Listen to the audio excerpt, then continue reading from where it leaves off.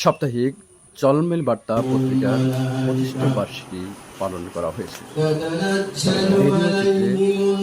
ছিলেন মোহাম্মদ আমজাদ হোসেন, প্রচারী ডাক্তার মোহাম্মদ আমজাদ হোসেন। 9 জুলাই 2025 বুধবার সকাল 10 ঘটিকায় তারাস পাবলিক লাইব্রেরি হল রুমে সাপ্তাহিক চলনবিল বার্তা পত্রিকা 8ম প্রতিষ্ঠা বার্ষিকী উদযাপন করা হয়।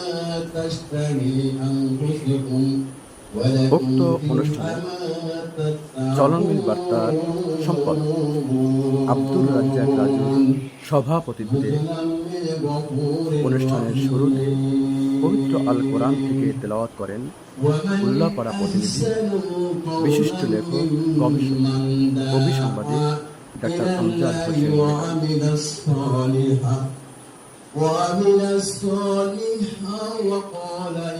উক্ত অনুষ্ঠানে প্রধান অতিথির বক্তব্য প্রদান করেন তারাস উপজেলা নির্বাহী কর্মকর্তা নুসরাত জাহান।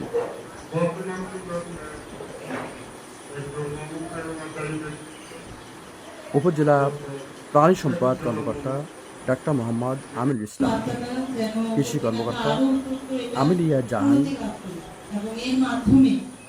এবং চলনবিল বার্তা নির্বাহী সম্পাদক গোলাম মোস্তফা আরও অনেক।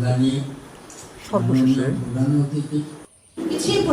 সম্পাদক আব্দুর রাজ্জাক রাজুর লেখা সাংবাদিকের কলাম বইটির মোড়ক উন্মোচন এবং পেশকার বিতরণ করেন উপজেলা নির্বাহী অফিসার নুসরাত জাহান।